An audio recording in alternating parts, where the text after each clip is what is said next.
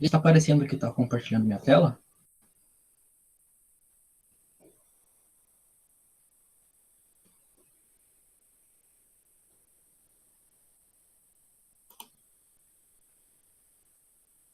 Tá, beleza.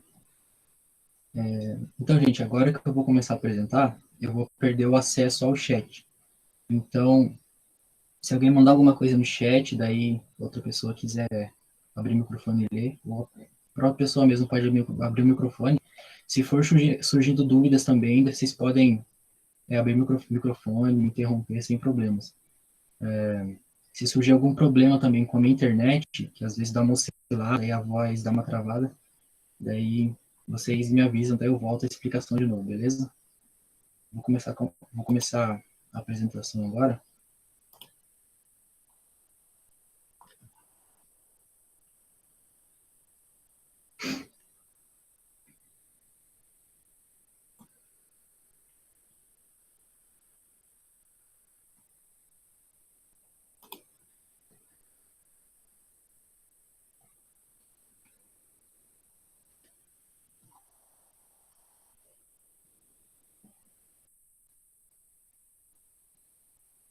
Esse Canva tem hora que fica lento, gente.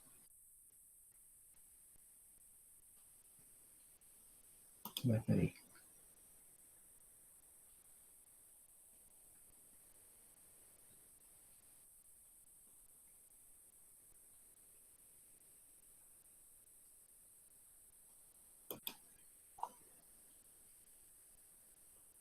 Nossa, parece que bugou o negócio aqui. Calma aí, gente. Só tentar arrumar aqui. Eu testei um pouquinho os dados, tá funcionando normal. Agora é que deu de dar problema. Sempre na hora da aula que dá problema.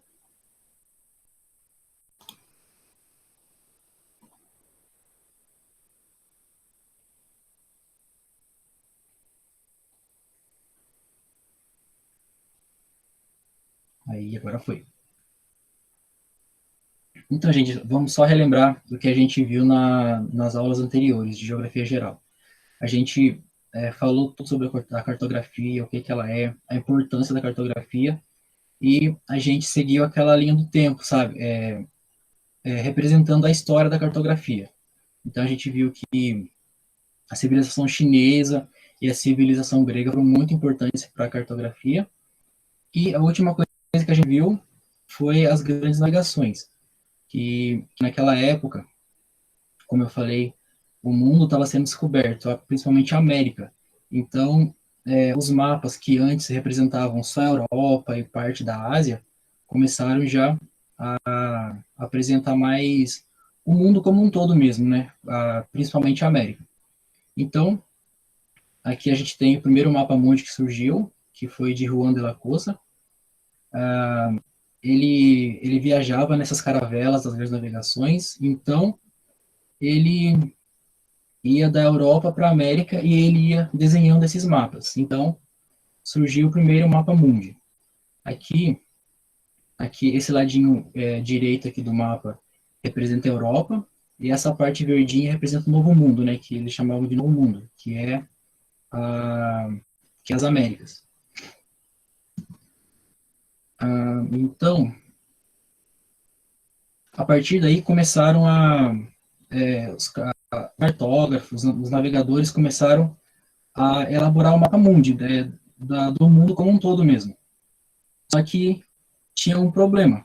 Os mapas, todo mapa mundi, eles apresentam distorções. Então, o que são essas distorções? Imagine o seguinte, ó. Eu tenho um globinho aqui, eu vou mostrar para vocês mais ou menos como que funciona. Imagine que eu quero pegar esse globo, o planeta Terra, e eu quero representar ele num papel. Então, eu tenho que cortar, como vocês podem ver nesse desenho de cima, eu tenho que cortar ele em tirinhas para poder abrir ele e colocar no papel, para representar ele no papel, no mapa plano. Então, o que a gente faz? A gente abre ele, só que fica essas vagas aqui. Então, mas a gente quer representar o mundo num plano quadrado ou retangular. E o que a gente faz? A gente vai preencher aqui com qualquer coisa, essas vaguinhas? Não. a gente vai fazer o quê? A gente vai esticar o mapa. Então, a gente pega essa parte aqui e estica, a gente vai esticando tudo até ficar todo retângulo. E o que acontece? Veja, por exemplo, essa parte de cima aqui que representa os Estados Unidos. Essas duas partes, quando estavam no globo, eram juntas. Mas como eu coloquei ela como plana, coloquei num plano, ela ficou essa fresta no meio dos Estados Unidos. Então, o que as pessoas fazem? Os cartógrafos, eles esticam.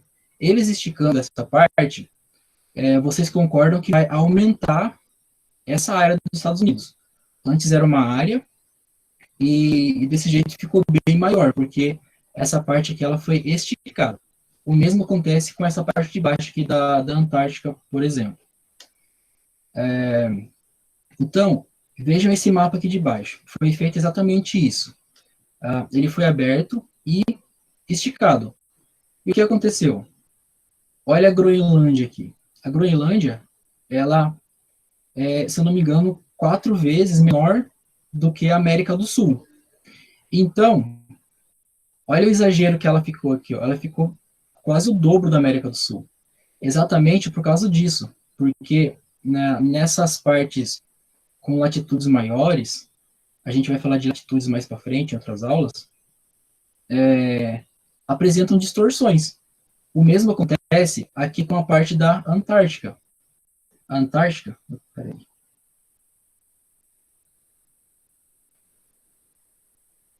Vai ficar essa barrinha na frente aqui. Não sei se dá para.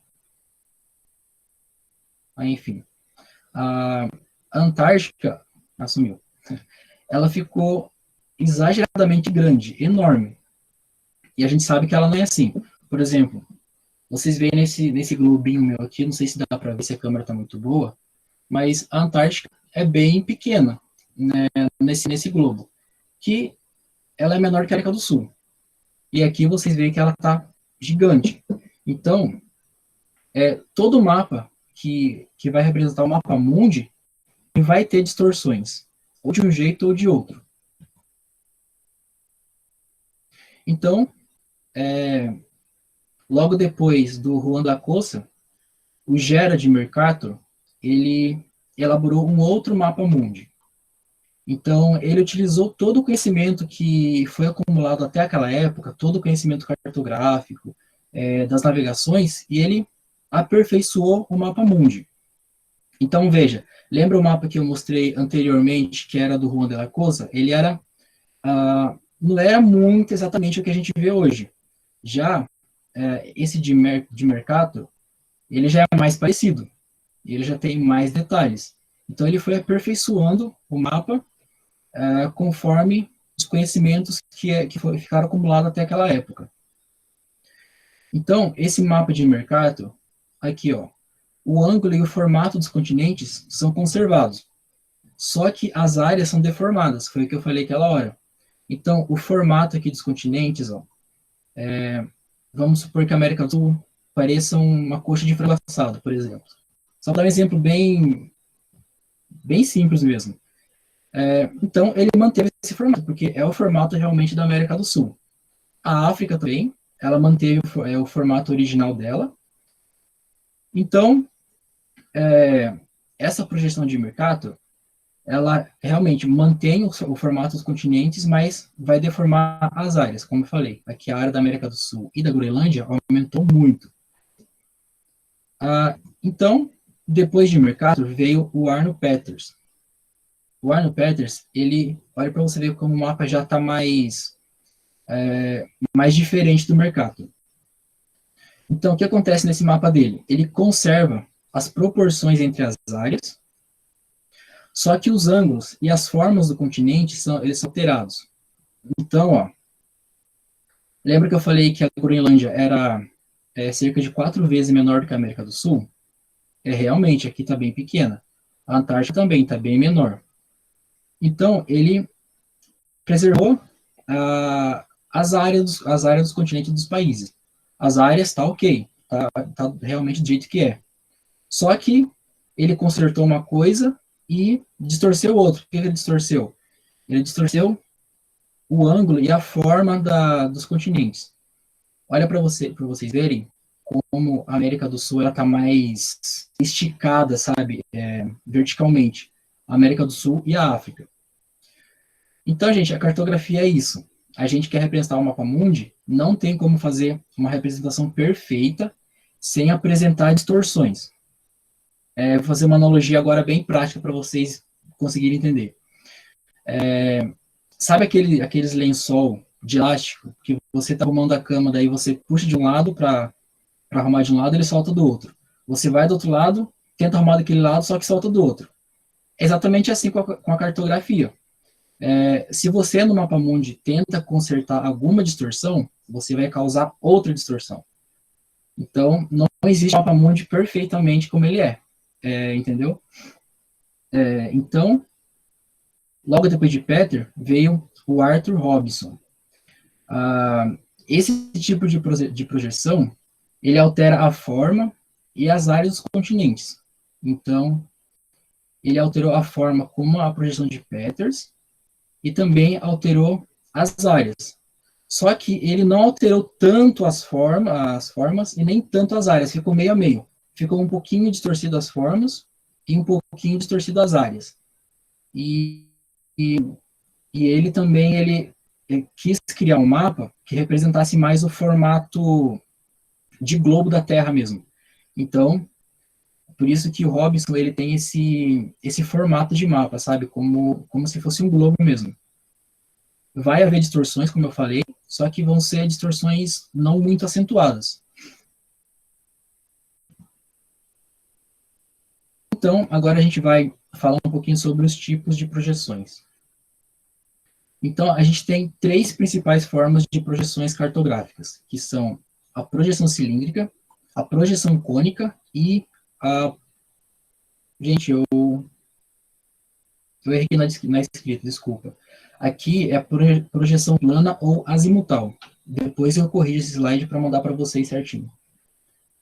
Mas então, aqui do meio a projeção cônica e, por último, a projeção plana, ou também é chamada de projeção azimutal. Então, a gente vai ver um pouquinho de cada um agora. A projeção plana ou azimutal, ela representa uma pequena área do globo terrestre. Então, aqui vocês vê o globo, e eu não sei se vocês conseguem ver aqui, é como se fosse um pedaço de papel quadrado aqui. Então, a parte que está tocando o globo é a parte que vai ser representada, que é o que está aqui do lado. É um exemplo. Então, esse tipo de projeção, ele é muito usado para representar as altas latitudes. Então, como eu falei, mais para frente, em outras aulas, a gente vai entender melhor o que são essas latitudes, mas eu já adianto para vocês, as altas latitudes são aquelas regiões polares ou próximas aos polos. Então, aqui a gente vê a Antártica, né, o Polo Sul. Então, se você quer focar em alguma parte do globo em específico e quer fazer aquela área, representar aquela área sem muitas distorções, a gente usa a projeção plana ou azimutal, que aqui a gente vê que representou bem a Antártica, né? Então, a próxima projeção é a projeção cônica. Ela é como se fosse um cone envolvido no globo terrestre e a parte desse papel, por exemplo, que toca o cone é a parte que vai ser representado aqui no mapa. Então, ela vai ter mais fidelidade às médias latitudes. O que são as médias latitudes? São aquelas regiões mais perto dos trópicos de Capricórnio, por exemplo, e do trópico de Câncer. Então, aqui a gente vê, aqui ó, é a linha do trópico de Câncer. E por que ela tem mais fidelidade às médias latitudes? Porque ó, aqui vocês veem, nas médias latitudes aqui, que não tem muitas deformações nos ângulos e nas áreas dos continentes, dos países. E nem na forma também. Só que aqui, ó, mais para cima, a gente já tem alguma deformação. A gente teve aqui, por exemplo, que encolher alguma área. Igual aqui embaixo. Aqui embaixo a gente teve que aumentar alguma área, entendeu? Então, mais a parte central aqui é a parte que vai estar mais fiel ao que é a realidade, ao que realmente é mesmo.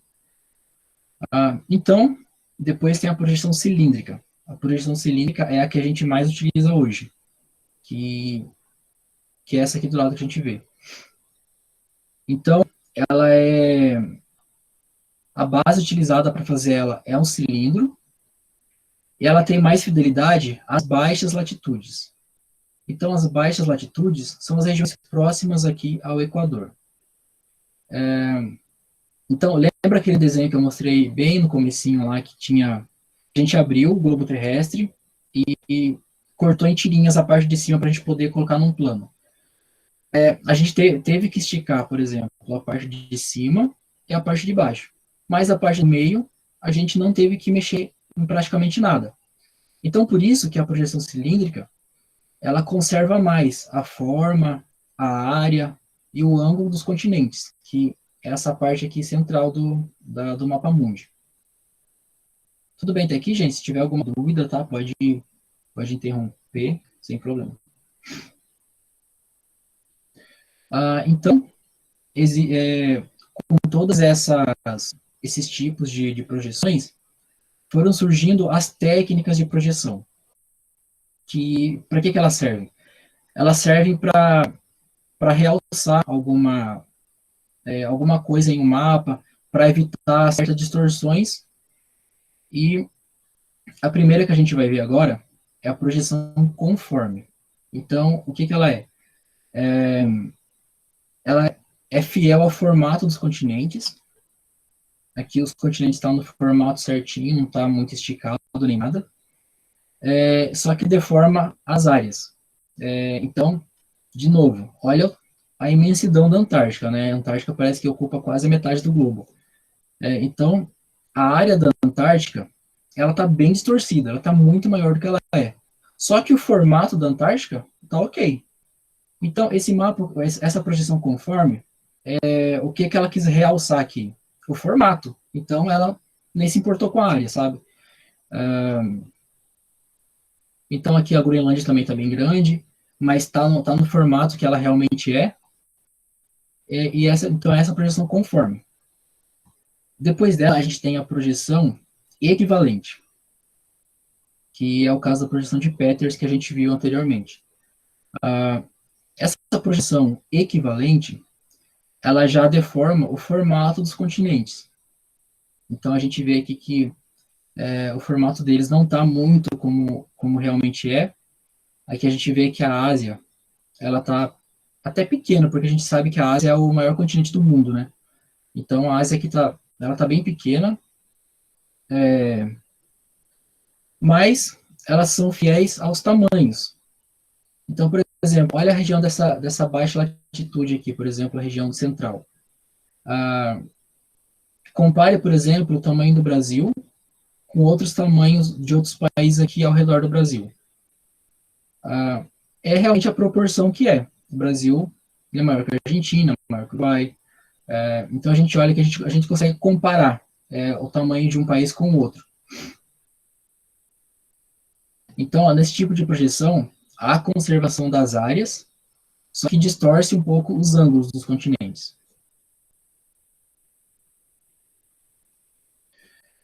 E a gente tem também a projeção afilática.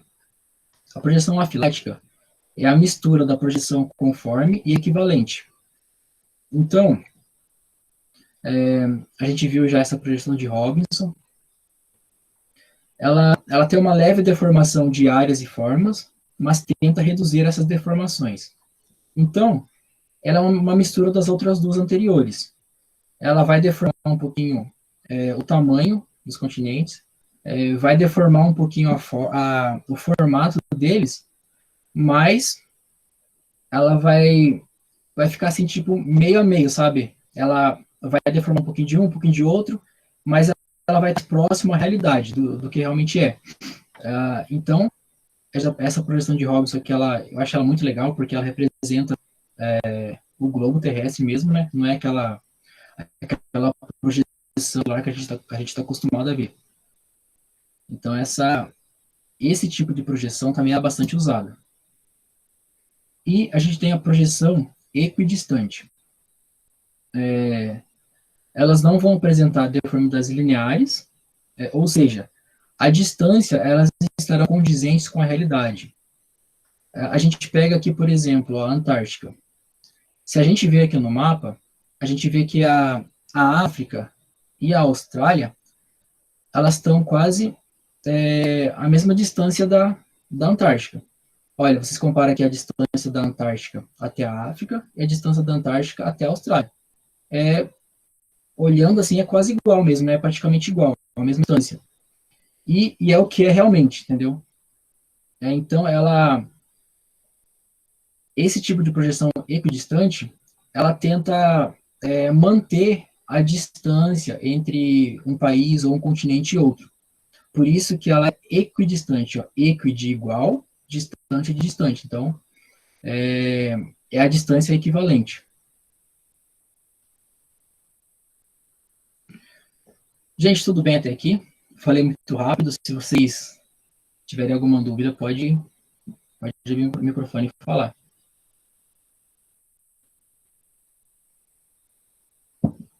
Então, também na cartografia, a gente tem a cartografia se divide em dois ramos, que é a cartografia temática e a cartografia sistemática. Então, o que é a cartografia temática? É aquele tipo de mapa que utiliza símbolos, cores e gráficos. Então, aqueles mapas que a gente vê que representa, aqui está representando, por exemplo, a relação de emprego e valor. Mas poderia ser um mapa que dasse, por exemplo, a densidade demográfica do Brasil. E o que é mais interessante nesse tipo de cartografia? Que a precisão dos mapas ela é irrelevante.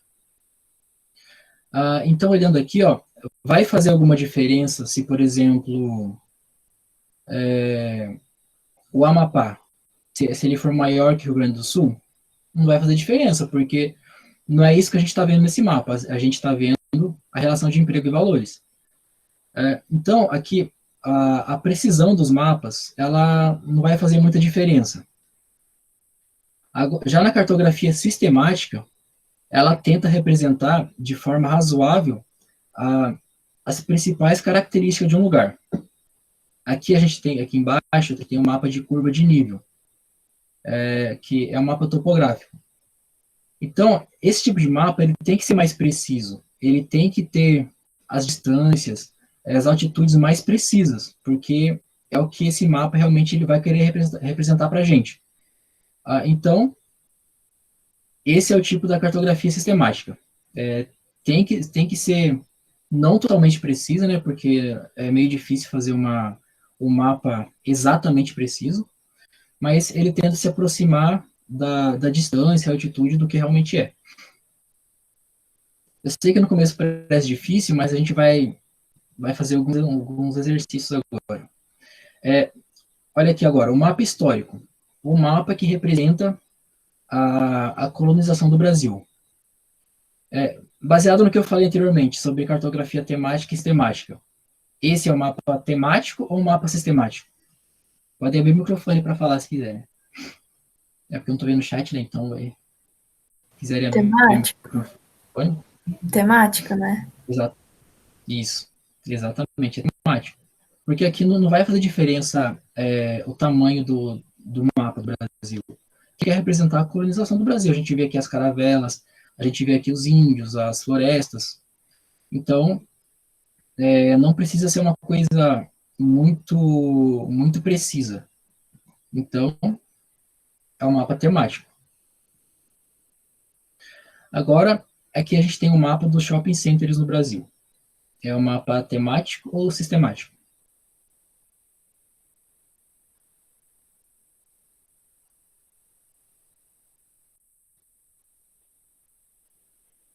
Alguém arrisca? Temático também? Exatamente. Porque, de novo, aqui, ó, Aqui não vai fazer diferença se se esse estado vai estar maior que esse ou menor que esse. Aqui o que ele quer mostrar são os shopping centers espalhados pelo Brasil. Então, é um temático. Agora, mapa de curva de nível. Temático ou sistemático?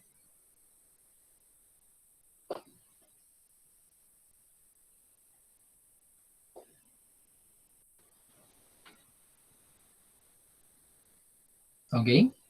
Eu falei isso antes, uns 2 slides atrás. É sistemático? Sistemático. Porque aqui, ó, ele vai... tem que ter uma certa precisão no mapa. Porque aqui ele está representando distância e altitudes. Então, o mapa ele tem que ter uma certa fidelidade à realidade, entendeu? Então, é sistemático. Mapa demográfico, que representa a densidade do Brasil. Bom, como eu já tinha falado anteriormente, né, já dei spoiler do que seria isso, então é um mapa temático, porque ele está representando a densidade do Brasil, então não vai importar se o formato do Brasil vai estar diferente, ou se as áreas dos estados não vão estar de acordo com a realidade, isso não vai fazer diferença. O mapa urbano. Alguém se arrisca a dizer se é temático ou sistemático?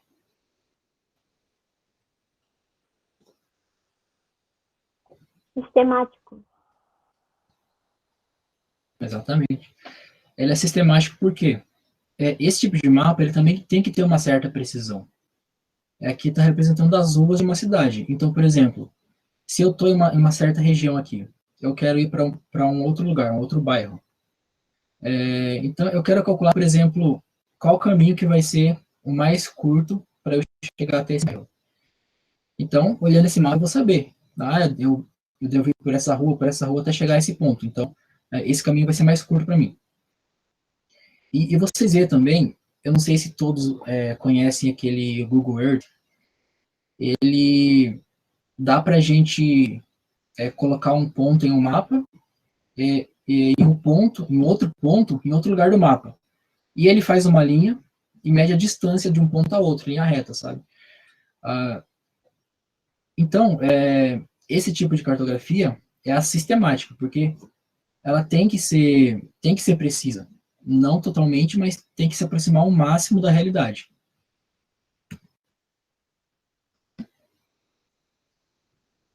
Agora, esse mapa é bonito, é interessante. Anamorfose. Anamorfose é temático ou sistemático?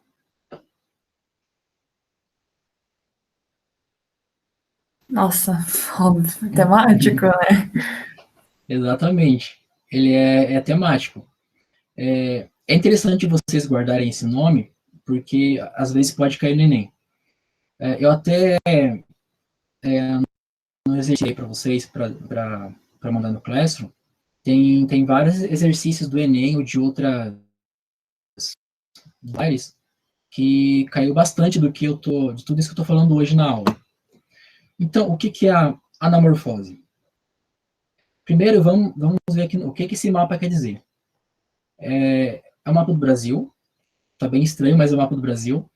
Ele está representando os casos por Covid-19. Nessa data aqui, de 25 de janeiro até 14 de julho de 2020.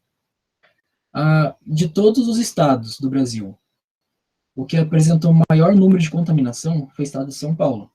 Então, o estado de São Paulo, nesse mapa, ele vai ser representado num tamanho bem maior. Então, o que é a anamorfose? Ele vai distorcer o mapa propositalmente de acordo com aquilo que ele quer representar. Vai ficar um mapa bem estranho, na verdade, né? Mas ele vai ser bem interativo, dá para a gente entender muito bem o que ele quer dizer. Por exemplo, vamos pegar... Eu não sei se é a Bahia que é o maior produtor de manga do Brasil, mas vamos supor apenas que o estado da Bahia seja o estado com maior produção de manga do Brasil. Se esse mapa representasse esse aspecto, o estado da Bahia, ele ia ser bem maior que os outros estados. Então, vocês conseguirem entender, ele vai deformar o mapa de acordo com aquilo que ele está representando. Então, tem anamorfose de, por exemplo, tem a América do Sul, aliás, todas as Américas, do Norte e do Sul, e ele quer representar o PIB das Américas. Então, qual país das Américas, nesse mapa, vai ser distorcido para parecer maior? Os Estados Unidos, porque os Estados Unidos é o que tem o maior PIB. E é assim que ocorre a anamorfose. E também é um tipo de mapa temático. Tudo bem até aqui, gente? Se tiverem alguma dúvida, deixa eu ver que horas que é.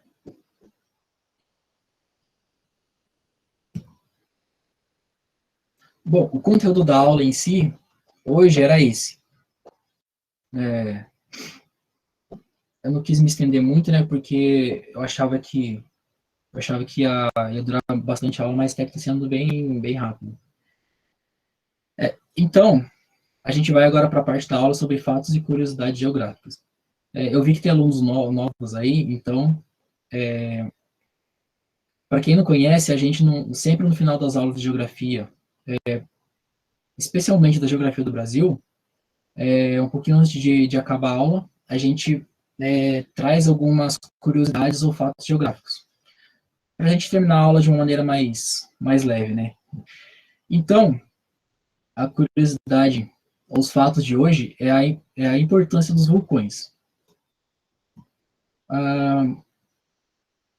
Então, gente, eu quero que vocês me falem agora qual a sua visão sobre os vulcões.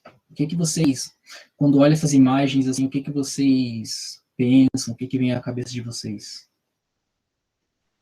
Calor. Calor.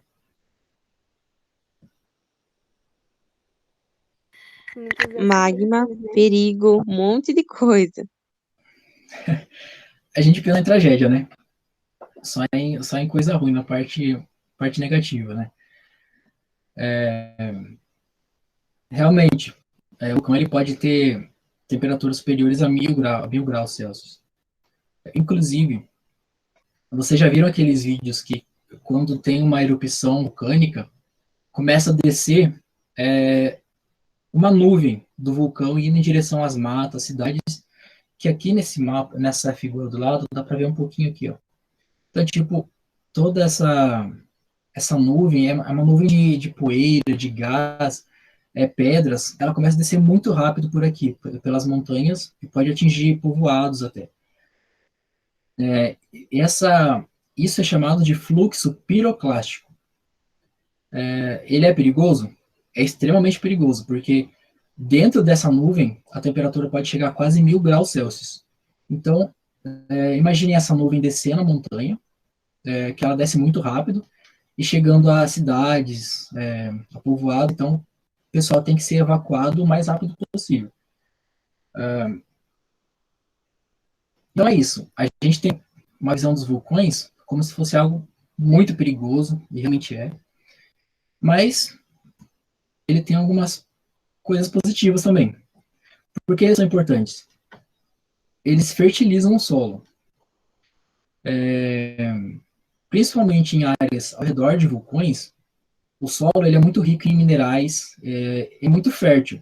Então, as pessoas elas aproveitam esse fato para fazer agricultura ao redor dos vulcões. Então, essa área vai ter uma maior quantidade de minerais e a agricultura ela vai ser muito, muito favorecida.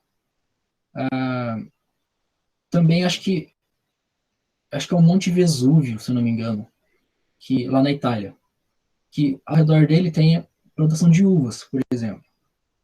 Então, apesar de ao redor dos vulcões, por exemplo, a gente pensa que o pessoal evita de fazer casas, de morar ao redor de vulcões. Mas tem gente que não, tem gente que gosta, porque principalmente agricultores, eles se aproveitam disso, sabe? Da fertilidade do solo. É lógico que primeiro vai vir a erupção, vai vir a destruição. Peraí, gente, escutei um barulho aqui. Será que tá pedindo para entrar? Eu levantei a mão. Os Opa, agricultores pode falar. conseguem prever se o vulcão vai entrar em erupção ou não? Não, os agricultores não. Assim, geralmente os locais que tem vulcões, eles têm também atividades sísmicas, têm terremotos. Então, se os moradores locais eles sentem algum tremor, eles já ficam meio alerta. Quem vai dizer assim se o vulcão tem perigo de entrar em erupção ou não são os cientistas, né, os geógrafos. Eles que têm todos os equipamentos que vão medir, como que se diz? Os sismógrafos, sabe, que vão medir as vibrações no solo, e eles vão dizer se aquelas vibrações são suficientes para despertar um vulcão ou para causar uma erupção vulcânica ou não. Mas, tipo, os vulcões são bem difíceis de prever, sabe? Eles, de uma hora para outra, eles podem entrar em erupção. Até acho que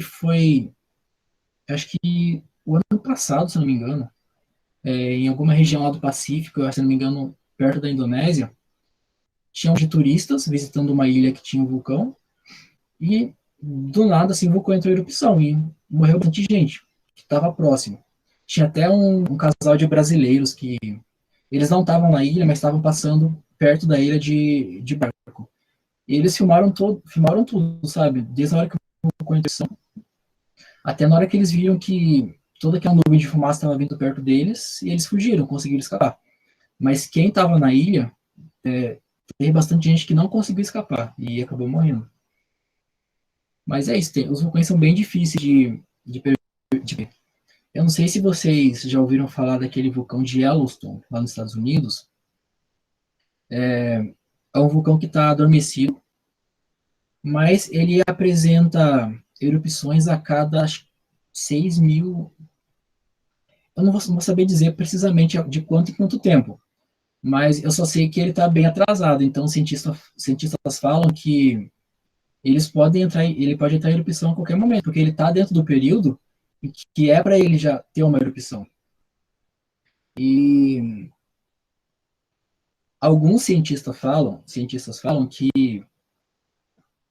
eu não sei se seria bem uma teoria, mas que se o vulcão de Yellowstone entrar em erupção, vai causar impacto no mundo inteiro. A primeira coisa que ia acontecer, os Estados Unidos, mais da metade da população ia morrer. Isso é o que eles preveem, alguns cientistas, não todos. Tem uns que não são tão pessimistas assim. Mas os que mais, assim, eu não sei se diria pessimista, sabe? Mas os que preveem impactos maiores, eles falam isso, que metade da população iria morrer, todo o hemisfério norte iria ser coberto pelas cinzas do vulcão, então toda aquela região, por essas cinzas cobrir o sol, ia esfriar muito, então toda a vegetação ia morrer porque não ia receber luz do sol.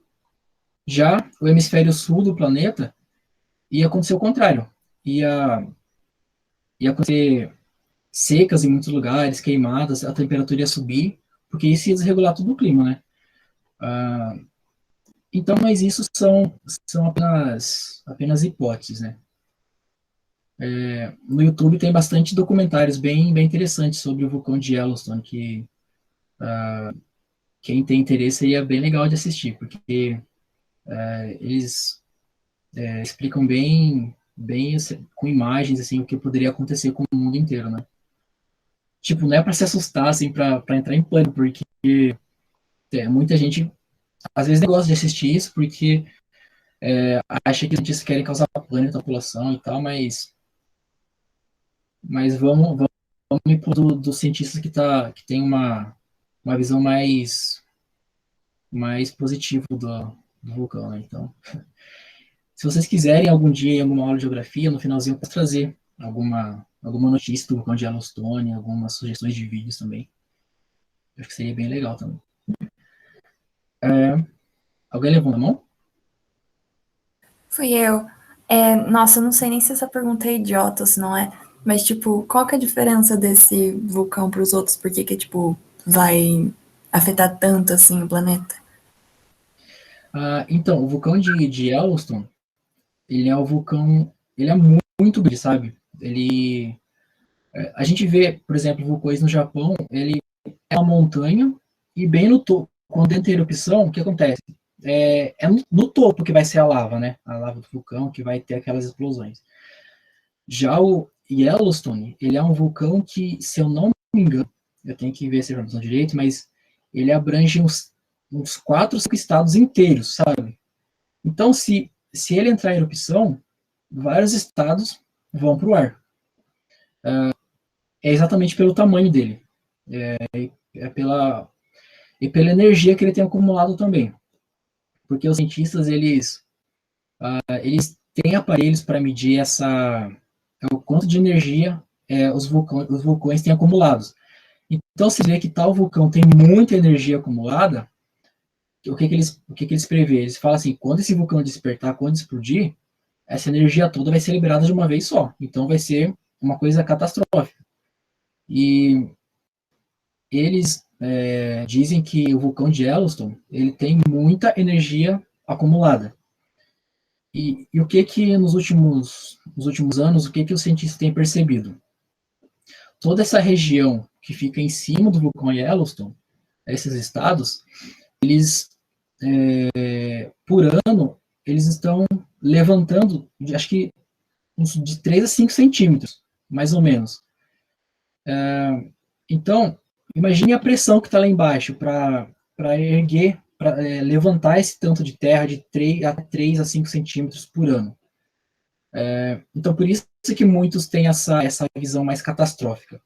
Porque se ele tem toda essa energia acumulada, se ele tá levantando o sol da região, quando essa energia for liberada, vai ser, na visão deles, né, vai ser uma coisa bem, bem catastrófica. Mas, gente, não é para entrar em pânico, né? eu vou procurar no YouTube, na hora que acabar aqui, o documentário que eu assisti sobre isso. Eu já assisti vários documentários, já li várias coisas também, mas daí eu procuro no YouTube, daí eu mando no grupo lá do cursinho para vocês, para quem tiver interesse de assistir esse vídeo. Eu acho bem legal. Respondi essa pergunta? Não sei quem perguntou, acho que foi a Ana, né? Fui eu, Aline. Obrigada. A Aline, imagina. Então, a gente viu anteriormente que os vulcões, eles favorecem os humanos. Mas eles favorecem apenas os humanos? Não, tem animais que também se beneficiam dos vulcões. Por exemplo, esses macacos aqui, eles são chamados de macacos japoneses ou macacos das névoas. Na época do inverno, eles são encontrados no Japão, tá? Na época do inverno, eles entram nessas águas termais que ficam do lado de vulcões, em base de vulcões também. Porque a gente sabe que essas águas termais, elas ocorrem nas proximidades de vulcões ou em algum lugar que tem alguma fenda lá que saia, que tem a lava está muito perto da superfície da Terra, então aquece essas águas, né? E por isso que esses macacos, eles usam essas águas termais para se aquecer. Porque se não fossem essas águas termais, eles poderiam até morrer no inverno, porque o Japão é um país bem frio, e esses macacos morreriam se não fossem essas águas termais, que eles usam como escape, né, do inverno de lá. Um outro animal interessante é o maleu, que o maleu é um pássaro lá mais lá para o sudeste asiático, lá na região da Indonésia, da Guiné. Essa região tem bastante vulcão também. Então, o maleu, ele utiliza o calor vulcânico para chocar os ovos. Por quê? Os ovos desse pássaro, eles são muito grandes. Então, ele não consegue cobrir os ovos e, com o calor do corpo, aquecer os ovos para os ovos chocarem. Então, o que eles fazem? Eles fazem um buraco na areia, próximas a vulcões, que são quentes, e enterram os ovos lá dentro. Então, o calor do vulcão que vai chocar os ovos dessas aves. Então, a gente vê aí que os vulcões, eles não têm só esse lado ruim, sabe? Eles favorecem também tanto os humanos quanto os animais. Então é isso, gente. Espero que vocês tenham entendido da aula hoje. Eu vou mandar lá no Classroom e no Drive do cursinho esses slides que eu usei hoje na aula. Daí eu vou mandar também a lista de exercícios. Peraí. Alguém levantou a mão? Ana, pode falar, Ana. Pode compartilhar a tela. Os vulcões têm aproximadamente 100 graus Celsius? Todos têm 100 graus? Tem um que é mais quente, outro que é mais frio? Não? Ai, sim, Não é 100 graus, é 1000 graus, 1000 graus Celsius.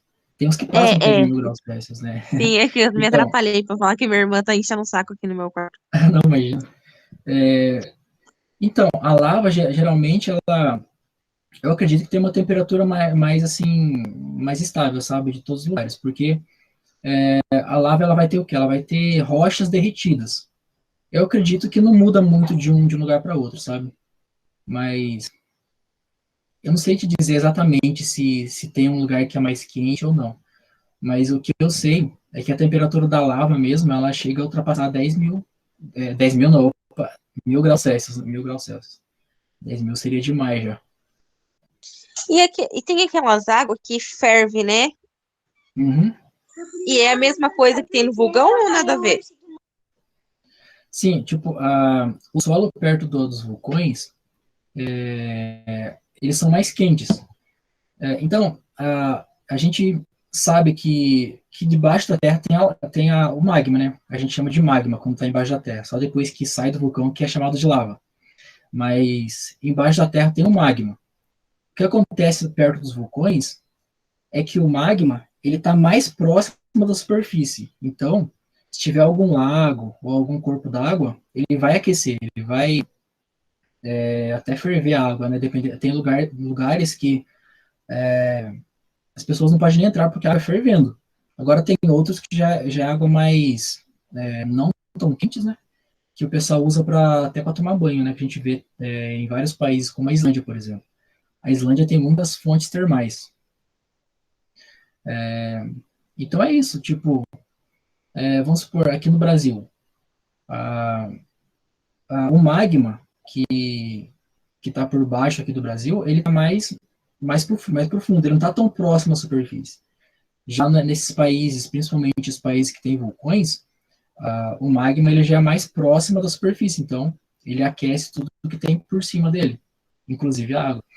E tem também, não sei se vocês já viram aqueles geysers, que aquela água que sai com tudo da terra, assim, vai longe também.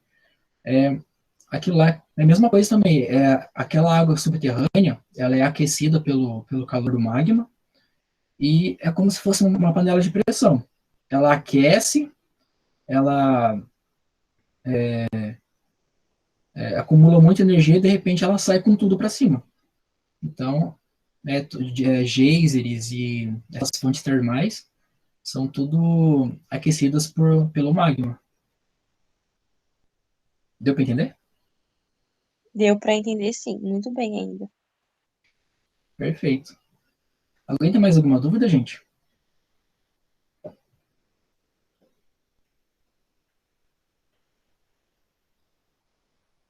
Bom, se ninguém mais tem dúvida, então eu vou parar de gravar aqui. Onde que é?